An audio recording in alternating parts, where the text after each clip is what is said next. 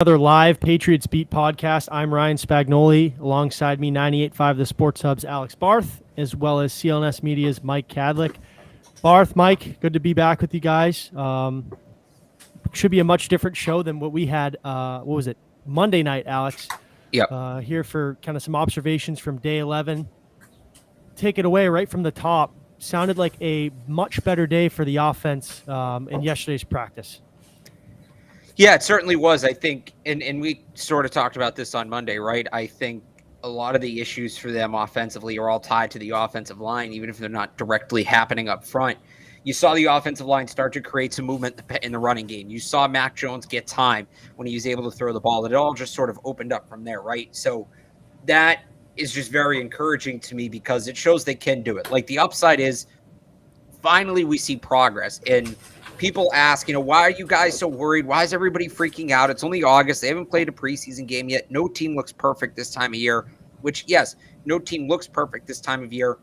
We weren't freaking out because it wasn't perfect. We're alarmed because we didn't see any progress towards it getting better. So on one hand, we finally saw progress that's encouraging, but we finally saw progress on day 11, right? It's a little bit later than you'd like to see it. So that's kind of where we're at right now, but it's a positive step heading into this preseason opener. If they can carry that over into this game against the Giants and the joint practices next week, that's going to be a really good sign. Yeah, and seeing it against, like you said, seeing it against a live defense tomorrow is going to be the tell for it all. Max said it after practice too, like getting 2% better every single day. Yesterday was really the only time we saw them get that 2% better. I mean, granted, they actually really started to get that zone blocking scheme going, if you will. They opened up holes for running backs, and they were actually making plus plays in 11s, which we hadn't seen for the past 2 weeks. So it's a good sign, but tomorrow's going to be a better tell for sure. I think the biggest thing to take away from that, from this whole offensive struggle, right, that the slow start to camp, is that typically, if you were to ask me this, that this was going on, say, you're going to tell me this was going to go on a month ago, you would think, especially, knowing the media, how everything works, a lot of the finger pointing would be at Mac Jones.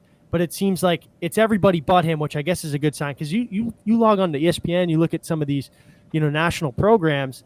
It's all about Tua Tagovailoa. Who's going to be the quarterback in 2023? Like, a lot of these struggles offensively have nothing to do with Mac Jones, which I think is a good sign. Barth, we talked about it a little bit off air. Early on in camp, especially in the spring, you started to see him really mature and kind of grow into his, per se, NFL body. The fundamentals, the footwork, it looked much stronger than it had last year. We saw the work that he put in the offseason was obvious on the field this spring and early in camp. Seemed like a little bit last week, right? Might have got a little lazy, maybe a step back. Are you seeing improvements from Mac Jones, not only from a leadership perspective, but overall his dictation of the offense, his ability to command the line of scrimmage, and just overall be a much better quarterback and take that next step, even though with a lot of moving pieces going on?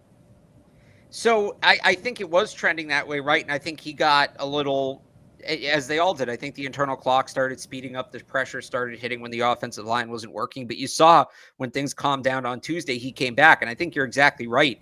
I was bracing for the narrative that, Mac's not the guy. The rookie year was a fluke, this and that. And credit to the majority of the observers, they've correctly analyzed what's going on here.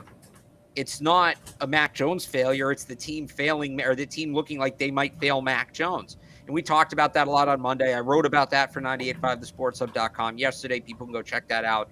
Right? The assumption coming in was if Mac Jones doesn't take the year 2 leap, the offense is screwed. The only way the offense will be better is if Mac Jones is better.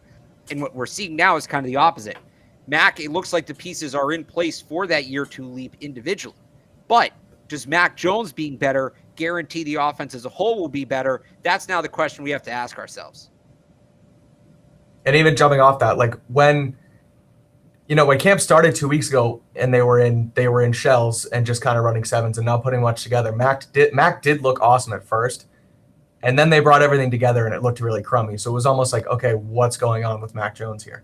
But then, as you said, we saw it on Monday, Alex, like it was really not him. It was maybe not even the play callers. People blame Patricia, people blame Judge, but it really just seemed like it was the offensive line's fault and they couldn't get that thing done. However, even going in from, Monday into yesterday, it seemed like they kind of learned everything overnight. It was really granted, it was only a little bit of progress, but they still really flipped the switch into yesterday. Yeah, there were still some issues. It definitely looked better. Right.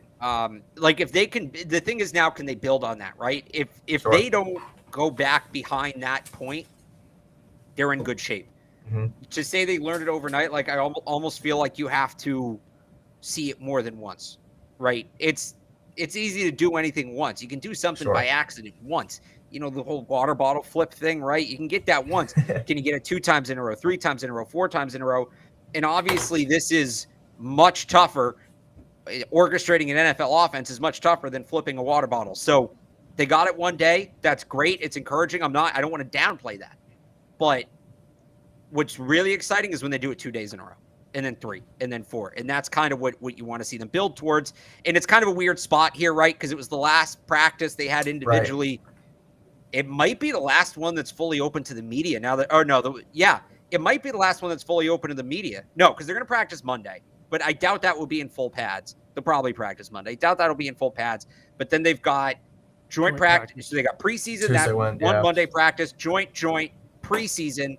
They might have 1 or 2 more. Then they go out to Vegas, joint preseason. Then that's it. So they were really kind of up against it. You know, a phrase I've been using a lot is it's early until it's not. And it was getting really close to being not early. And they made the step. Now can they continue it? And what did you – was it primarily the offensive line that took a step forward, or was it just overall much better communication, guys running the right routes, Mac making the right reads? Was it just a collective much better day, or is it really up front in the trenches? Because, I mean, you saw with Andrews, obviously no one condones, right? They're not going to fight in the league. You're going to get a suspension, but that's some of the fire you want to see. We see it every year. Guys get into fights. They get thrown out of practice. It's hot. Everybody gets fired up, and it's a team captain who obviously took a lot of what happened early on in camp very personal. I think it's a good thing to see from a player like that. Was it kind of a collective unit or up front? It's an upfront thing again, because I mean, you look at even the issues in the running game, and I go back to, I know this sounds simple and is a bit of an oversimplification, but the offense looks good in one-on-ones. Wide receivers versus corners look good there. Looks good when it's 7-on-7s, which is multiple receivers on the field at once with the quarterback. Looks good. It looks good there. And then you get to 11s and things halt. Well, what's different in 11s? What's there or not there in 11s that, is a different element from the 7s? The offensive line and a pass rush. The running game's a little more complicated because there is no other way to gauge the running game. You're running 11s. There is no 7s equivalent of running the football. But that's why I think it's on the line. I really think it's, and again, it all compounds. I think there are other issues. Again, Monday, the timing between Mac and his receivers looked really off. Well, it's hard to get your timing down when you can't actually rep any of these plays because you can't get time to set them up. So I think as the offensive line progresses and fixes itself, the rest of those problems will start to fix themselves as well. It will just all, it's all going to come together. Once the offensive line's last piece in the puzzle, once they get that set, if and when they get that set, I expect the rest of the issues to kind of dissipate. And this is an interesting question I want to bring up that Ashley brought up. I kind of want to get more, in tune with the chat. Do we move Onwenu to right tackle if Wynn can't go for the season opener? We talked about it on last show, Alex, right? A lot of this is a lot of moving pieces. Shaq Mason's gone, right? You flip-flopped your tackles. Trent Brown to left tackle, Isaiah Wynn primarily at right tackle. Then you insert, Cole Strange, who's, from the day he was picked, was projected to be a day one starter. We've seen from Onwenu, obviously he struggled to find time consistently on the field last year, but primarily as a guard. But, I think anybody who was down there every day for the last 2 years would agree, especially on the field, Onwenu project much better as a tackle, right? And Isaiah Wynn in the last year of his contract, is that a move we could potentially see? Because, like I said, it seems like they're timid on moving Onwenu, kicking him outside, when it seems like that's more of his natural fit from the time we've seen him the last 2 years. Yeah, I mean, I think he's a guard. I would agree with the comment. I think he's better at guard. Now, he hadn't played that position since high school until he started playing it in 2020. I like him as a tackle in the traditional system. The thing is, in this new system, he's not a great fit at guard because that's just not his game, moving around, right? Well, he's not going to be any better at tackle. So I think if the issues Wynn, and look, Wynn didn't practice the last 2 days. You saw Yadin Kajust and Justin Haran out there. I don't think if Wynn moves on, I don't think Onwenu's the the fix. I think he's staying at guard. I think the fix is they're gonna go with some depth. I mean, I would hope so. I just think with how athletic Wynn can be from kicking, I don't know. We've talked about it for years ever since, and people will kill me. Win at guard. They're just not. If they were going to do it, they would have done it. They would have done it years ago, right? But I just thought with a newer offensive scheme and they're flip flopping everything around, like why did they flip the two in general, right? Is it because Brown's been a little bit more reliable in his career? It just ever since the move, it was very, I guess, head scratching because I'm a team Isaiah Wynn guy, right? Like we talked about it. He's a top 32 tackle. He's a starting caliber tackle in the league. Is he, a top 10 tackle? Is he somebody that's going to break the bank? No, but I'm sure he'd start on a majority of the NFL teams. His biggest problem has been staying healthy. So I just curious with the switch, why they ever even did it in the first place. So I'll be honest, I don't know why they didn't switch last year. I wanted them to switch last year. In the traditional system, I like it better. Trent Brown's it better. He's your best tackle. He should be your left tackle. That's just the way it works. So I think the reason they switch it for this scheme again is to take advantage of that athleticism off the strong side. But it's a tough. I think they should have switched last year. Like to me, they're late to it. And Brown was hurt last year, so who knows? I mean, even in camp though, we really didn't see it. Right. Brown missed a lot of time early on in the year, but everybody knows when he's on the field, just like Wynn, they're productive players. Those are guys that have played a lot of meaningful snaps for you and certainly reliable tackles on either side.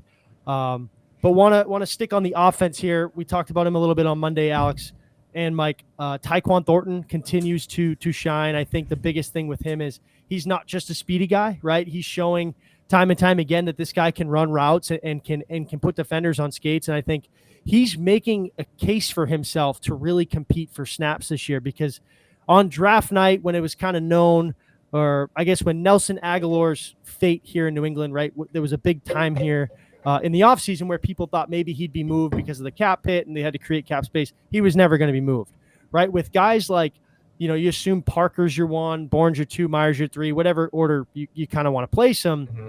There's a lot of snaps to be, competed for in that 4, 5, 6 range. And Taekwon Thornton's making a name for himself to really push, I think, Nelson Aguilar and find time on the field.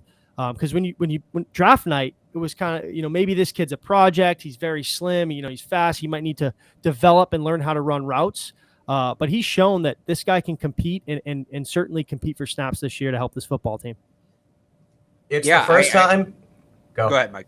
No, it's the first time that I've seen a Patriots rookie wide receiver come in and actually show something ever. So like that in itself excites me. I feel like every time they bring in a new guy, everyone's like, oh, he's going to be the next N'Keal Harry. He's going to be the next, whatever you want to call it. And he's actually showing them for a long time. I know it. Yeah, it's awful. But like, not only is he showing that speed in 1-on-1s and 7s, but even when they're in 11s, he's getting reps with the 1s, which I noticed yesterday. And he's not like, he doesn't look intimidated by any means, which is a good thing in itself.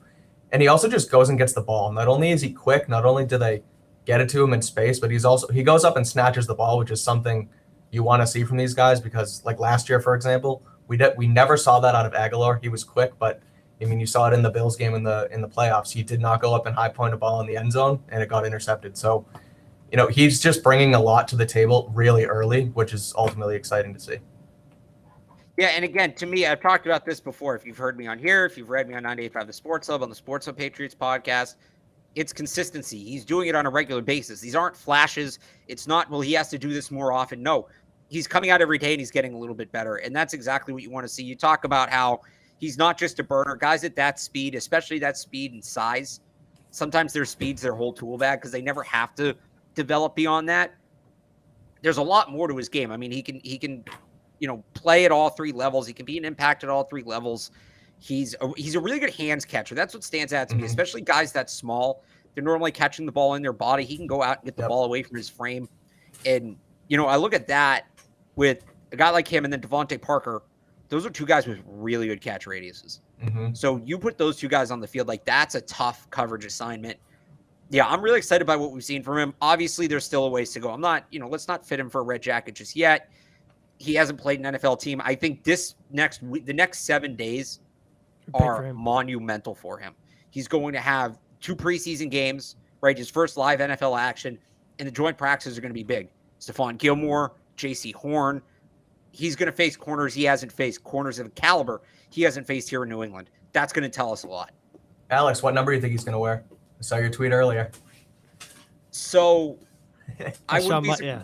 I wouldn't be Mike surprised. hit the nail on the head with his projections. Those would. What was yours? What was yours, Mike? That wasn't me. That was somebody else, I think. Mike Dussault. With what? From Patriots. Mike I was gonna Dussault, say. yeah, Mike Yeah, I was Dussault, gonna 88. say. Yeah. Yeah, 88. I mean, I'd love to see 88. I think that would be sick. Here's because I do this every year. I do the research, try to figure it out. He wore 18 at Baylor. I was That's gonna obviously point off this before out. Jonnu Smith.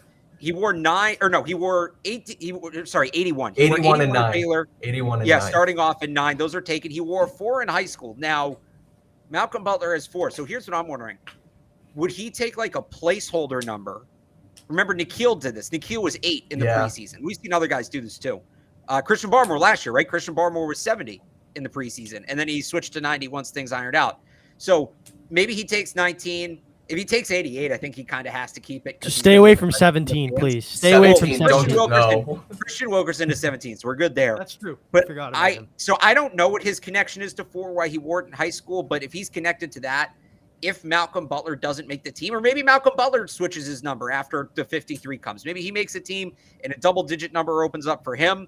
Like, I wonder if Taekwon Thornton would go back to 4. It's not the prettiest wide receiver number, but if a number has a good story, I'm all about it. Like 9 for an edge rusher is horrible, but Matthew Judon's the 9th of 9 children, so that's instantly a cool number now, right? Means something, yeah. So if he gets 4, we can ask him why 4 and all of that. But I think 19 if it's a placeholder, 88. But if he takes 88, that tells me he wants 88. You don't take 88 as like a maybe I'll hang on to this, maybe I won't. Yeah. You take 88, you're taking 88. And sticking on Thornton too, obviously his frame, right, was kind of the big, I guess, red flag or topic of discussion where areas where he could see flaws in the league. But Alex, we talked about it too. He can play outside because his release game is so quick. His release game is excellent. How much does that impact him though, right? Going up against it's matchup based, but we'll see, I guess, in the next week, right? These bigger, longer, more physical corners, is that going to affect him at the line of scrimmage primarily? Like that's the one worry I have with him, right? I mean, we've seen it. He's fast. He can run routes. He can certainly get open. It seems like he's catching on. But is that still one area where it's a little, iffy with Thornton?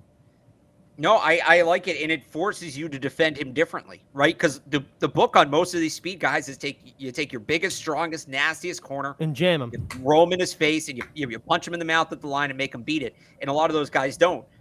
Thornton early on looks like he has a bit of a release package, maybe more developed than a guy like a John Ross or a Darius Hayward-Bay, right? And to say he's not John Ross doesn't mean he's great, but it's a step. And you look at the way the Patriots have drafted in the past, not John Ross, I think we would all enjoy that pick. So I'm encouraged. Again, this goes back to I'm encouraged by his release package, but he's been repping against the same 7 or 8 guys for 3 weeks now.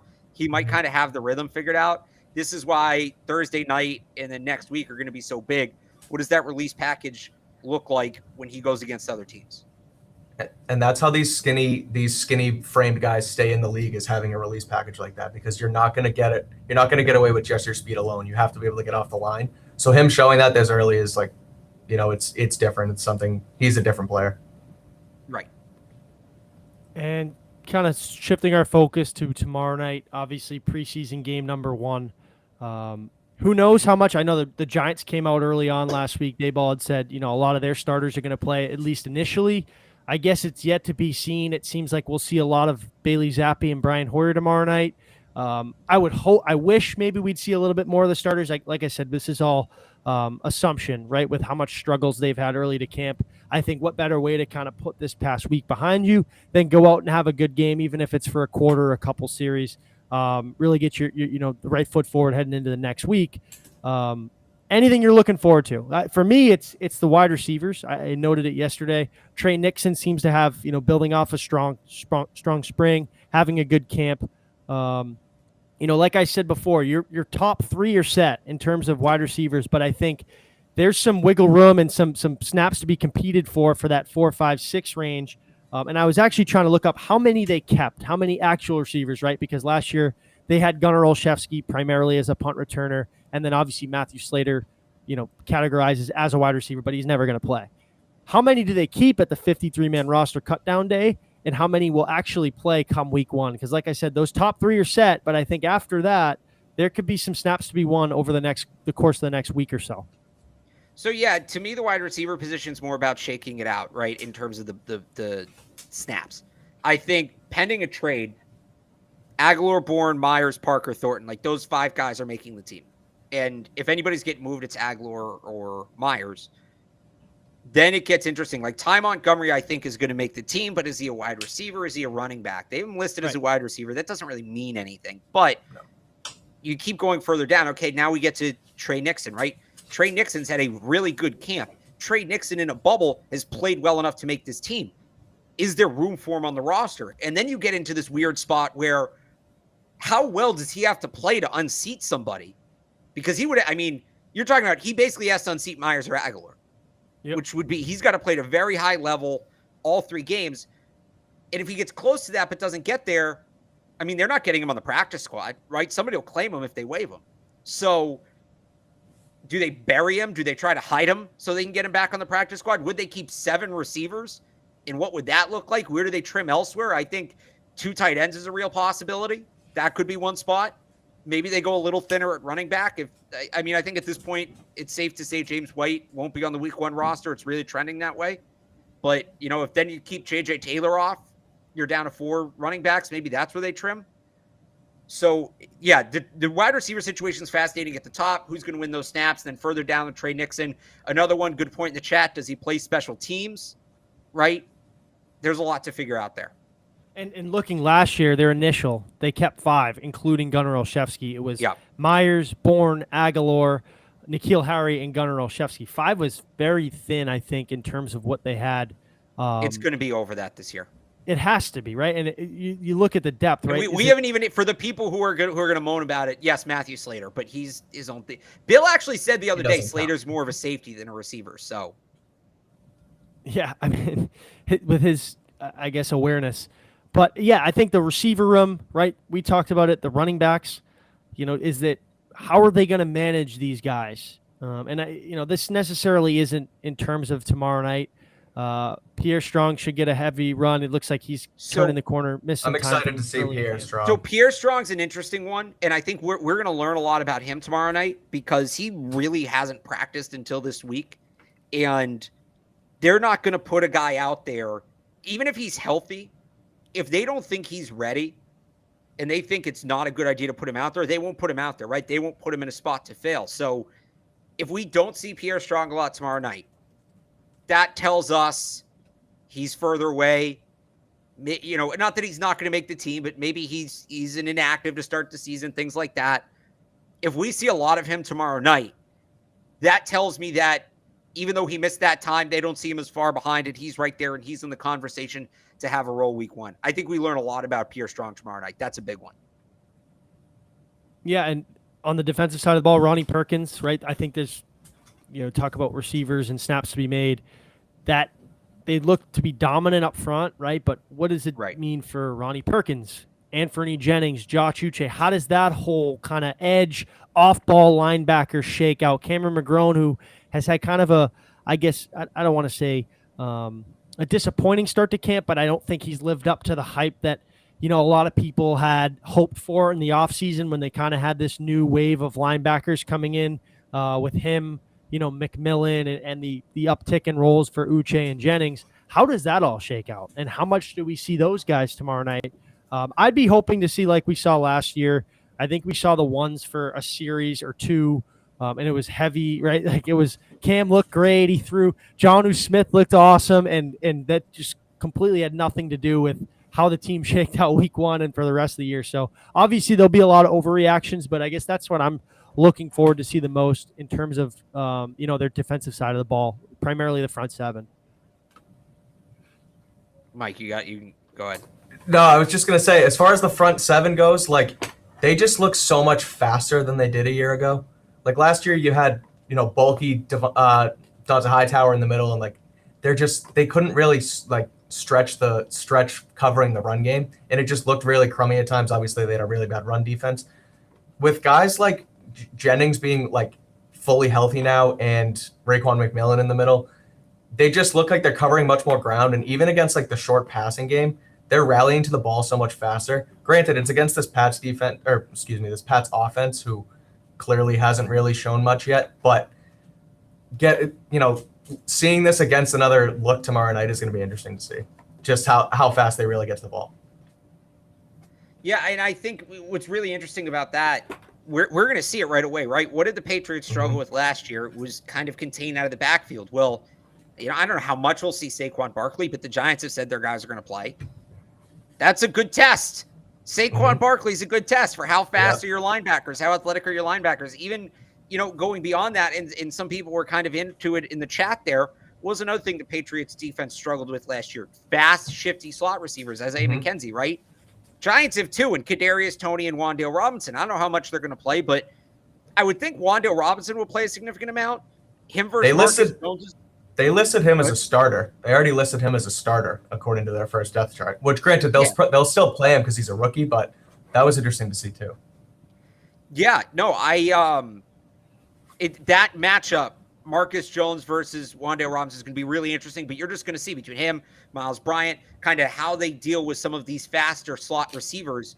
So that's going to be a really interesting one to watch.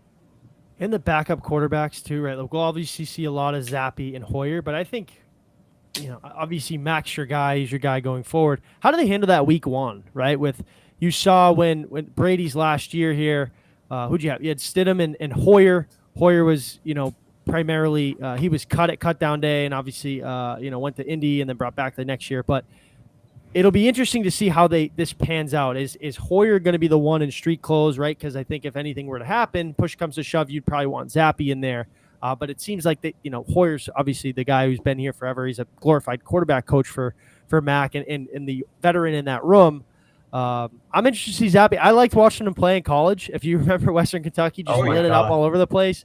That guy covered everything. It was, overs, and he just threw it all over the yard. So I everything you read about him and you see, the kid can spin it, right? But can he read an NFL defense? I think it'll be interesting to see how he shakes out, because you see for years, Alex, you talked about it back at the draft.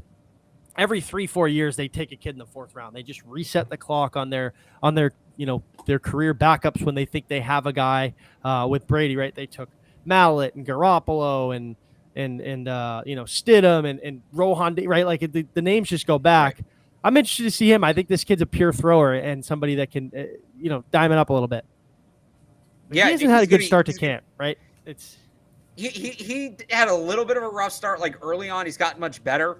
He's kind of starting to put more touch on the ball now. When he first got here, everything was just a line drive, and it was getting to him, right? And he's now starting to be a little more gentle with the throws when it calls for it. Yeah, he's gonna be a fun guy to watch. He was really fun in college. I think he'll be impressive. I think people will kind of start to understand why the Patriots took him when they did. I'm curious to see too how he adapts to learning a new offense again, because like I asked him yesterday, he learned a new offense when he got to Houston Baptist. Then he transferred to Western Kentucky, learned a second offense, threw for $6 grand and 62 touchdowns like last year, which was unheard of, literally NCAA records. Learning a third system in as many years should be interesting. Granted, he's done it before, so like you guys, I want to see him sling it too. Right. Well, he also has to get used to, he's coming from the spread. He's got to get used to working under center, which is something he talked about the other day. Right. And two, like this, back to the covering the speedy guys, right? Toney and Wan'Dale Robinson. Not that they're on par of Jalen Waddle and Tyreek Hill, what they're going to face twice a year, and probably be competing for, a playoff spot with obviously the Bills kind of being the kings in the East. I think it's a good test, right? How do they match up, right? Jonathan Jones is primarily your slot guy who's done it for years. He's locked down some of the best guys, but now they got, like we talked about, they improved. They obviously lost that true shut down cornerback one, man cover guy on the outside, but I think where they really improved in their secondary, primarily at the corner spot, is they loaded up with athletes, right? You got John Jones back, Marcus Jones. Jack Jones seems to be kind of a sticky ball hawk guy, somebody that's, I think a little undersized, but I think he can, he's going to be able to run with a lot of guys in the field. So interesting to see how they match up with Toney. And then obviously how much we see him, who knows. Kenny Golladay, kind of a bigger guy on the outside, who would be probably Malcolm Butler or Jalen Mills on a guy like that, somebody that's a little bit longer and more physical.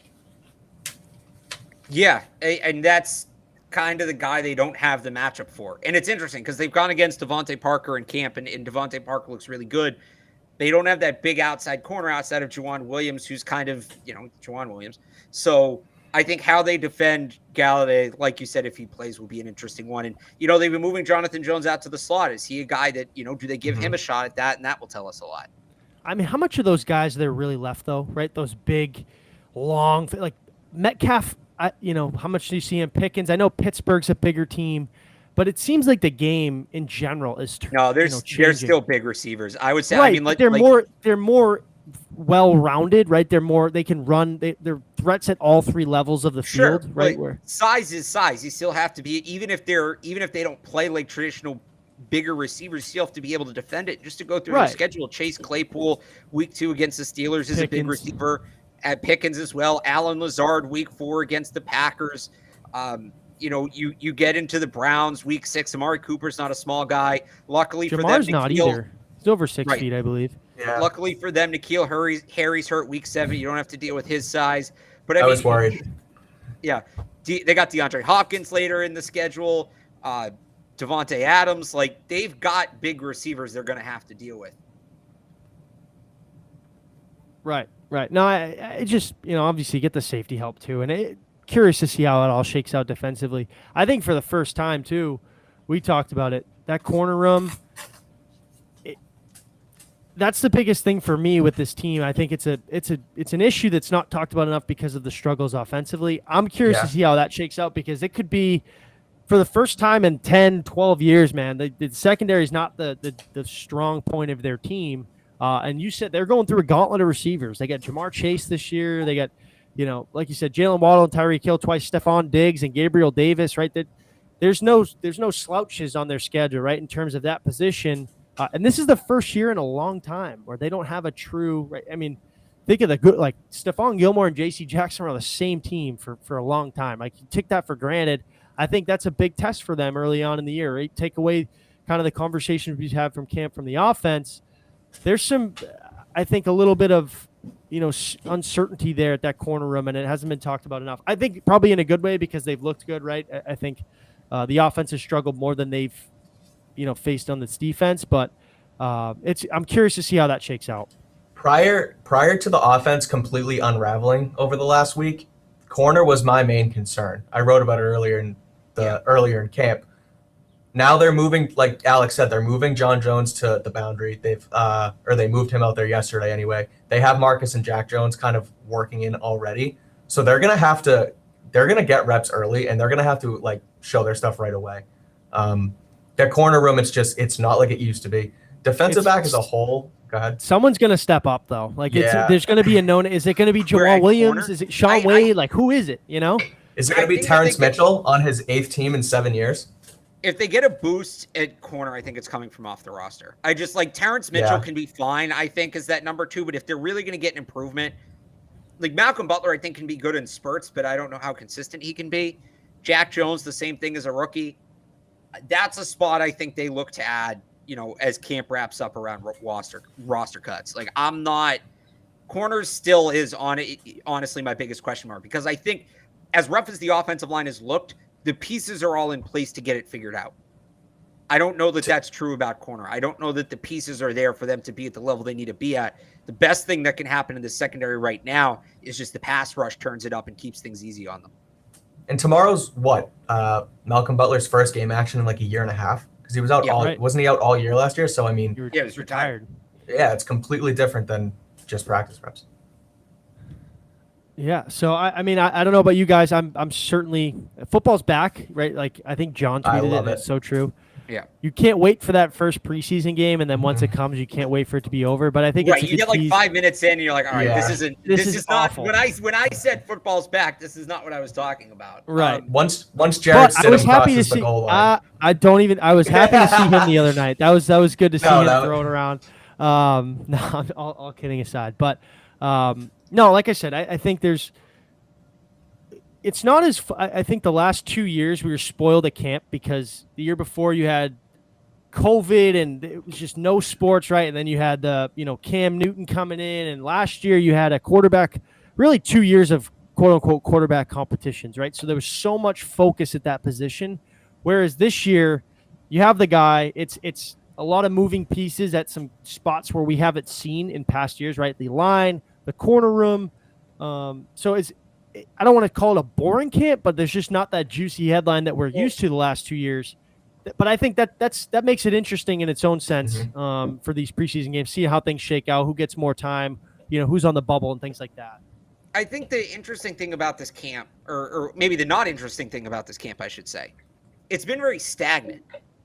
The fun part of camp is the flow. The offense has a good practice or two, then the defense comes back, then the offense gets one, right? And there's usually that one day where it just, they both somehow look really good, even though they're facing each other. And it's been outside of Tuesday when the offense stepped up.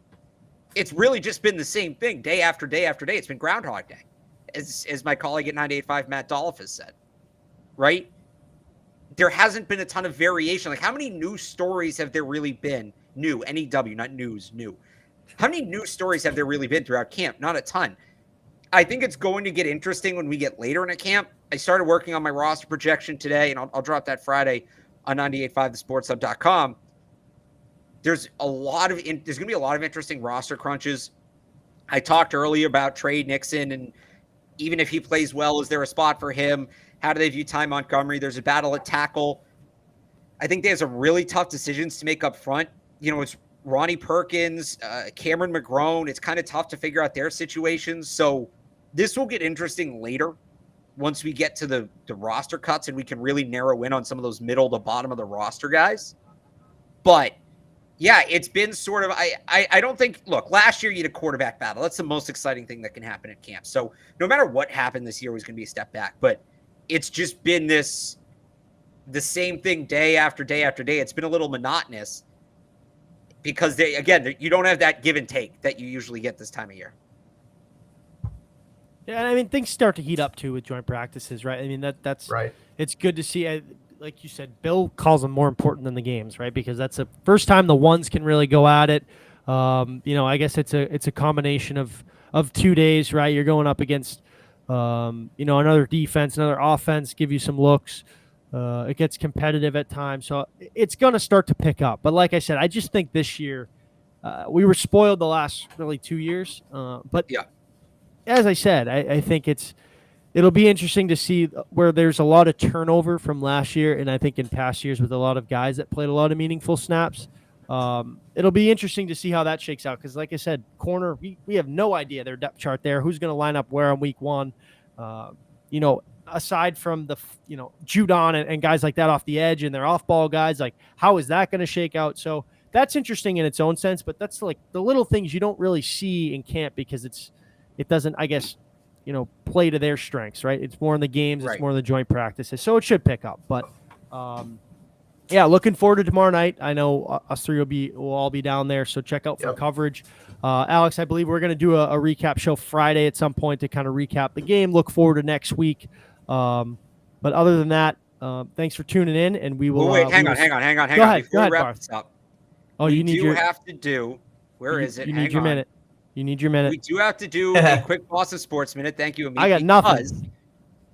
Chris Sale fell off his bike and broke his wrist when he was rehabbing.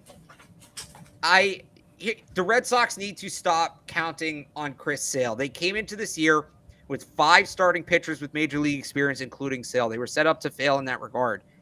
From the broken rib to the belly button infection or whatever that was. There was the mystery injury earlier this year. Now this, the guy just can't stay healthy. He's 6'4", 180 pounds. He's 33 years old. It's just, I think and some fans have this expectation. I get why the fans have it, but it's almost like the Red Sox feel the same way that Chris Sale's magically, when he does get healthy, whenever that is, he's just going to be 2018 Chris Sale again. That seems to be the belief. It reminds me of Dustin Pedroia towards the end and I love Dustin Pedroia. He's a great player in his prime, but there was those last couple of years of the contract, which is he was old. He had some chronic knee issues, wrist issues. It's unfortunate. But there was still this belief that he was going to come back and hit 300, even though he hadn't done it for 4 years. So I don't blame Chris Sale. People say, why is Chris Sale riding his bike? Why are you putting him on his bike when it's important? Look at his injury history. If it wasn't his bike. It was going to be something else. Why didn't he take an Uber to get the food? Because he probably would have strained his shoulder opening the door. Well, then why didn't he get DoorDash? Because when they give him the bag, if the bag's too heavy, he probably would have broken his wrist trying to hold it up, right? It's just, I'm done with this guy. I'm done with him, and the Red Sox need to be done with him. I'm not saying cut him because they can't afford it. If you get something from him, great. Don't plan on it. Operate as if you won't have Chris Sale, and then if you get him, for however many games you get him, great. That's just extra. Stop making this guy part of the plans. That was like the biggest FU from Dombrowski on the way out, right? Because I think, Barth, you would probably know better than me, but that was kind of the falling out between Dombrowski and ownership, right? They didn't want to give him that big deal, and Dombrowski gave it to him, and that kind of, right? There was obviously things that went on behind the scenes that were trending that way. If that was ownership didn't want him to give, I don't know, that might be a little far, because if ownership didn't want him to give the deal, they would have fired him before he gave the deal. No, I think it was ownership overcorrecting. They saw what happened when they let John Lester go in 2011, and they overcorrected, and they were wrong both times. John Lester was a workhorse. John Lester, you can run it to the ground. This all goes back. It all goes back to John Lester. You can, from the Mookie Betts stuff, Chris Sale, David Price, the Andrew Benintendi trade, all of it. All of the Red Sox modern issues trace back to the fact that they did not pay John Lester, because they've been chasing that decision ever since, between bad contracts, a general manager carousel, all of it. And I know they got a title in there, but yeah, they basically burned the entire thing to the ground to get a title for 1 year. It all goes back to that. So it's, is it the worst? I don't think it's the worst. People forget about Carl Crawford. Like, that was really bad. That was terrible. I know Sale makes way more in terms of per year, but I would say, first off, Sandoval was a worse deal than Crawford. Crawford wasn't good, but Crawford just wasn't a good player. Sandoval was like a punchline, right? Yeah. With the belt popping off. Either was good. Yeah. Here's the question about Sale. Was it really a bike accident? You guys caught me off guard with the podcast here. I'm still at my office at BU, and if you look down ComAv, I don't see any skid marks. I don't know. There was who really cares at this point, right? Because he wasn't going to pitch again this year. It might have been I'm done with them. Win. Who knows? Yeah, right. It's beating a dead horse with him. The thing that sucks is the human aspect of it, because I think that's a guy like, it's not like Sandoval where he just flat out just didn't give a crap. Like Chris Sale, when that guy wants the ball, right? Like he wants to pitch, he wants to contribute, and it's really unfortunate, right? Like there's some give and take there. It's not like a guy who just, I don't really care, I don't want to play anymore. That's not the case with him. That's what makes it so frustrating. Right. And you see the glimpses. 2018, I guess, was his last really big year, but big lefty, the sweeping curve, the slider, like throwing 99 to 100. Like, he was electric. He had electric stuff for a long time. It's unfortunate it played out this way. Like you said, Barth, whatever they can get out of him, great, but don't rely on him. Go into the year next year, assuming you're getting 0 innings, and see what happens. I think that's the best plan for them, especially that pitching staff, which needs a ton of work. Yep. Anybody got anything on Durant or no? I haven't seen anything since. Who knows what happened? I saw something today that they were trying to get Tatum and Brown out of the Celtics. I mean, that's a joke. Yeah, the Nets are delusional. Nets are completely delusional. Yeah. Anyway, all right. We got to get Boston Sports Minute in. Yeah, we did. But anyways, we will see you guys on Friday to recap Thursday's game. Once again, Ryan Spagnoli, Alex Barth of 98.5 The Sports Hub, and CLNS's own Mike Kadlick. We will catch you guys later this week. Tune in for coverage and content coming from tomorrow night's game, and we'll be on here Friday at some point to recap it.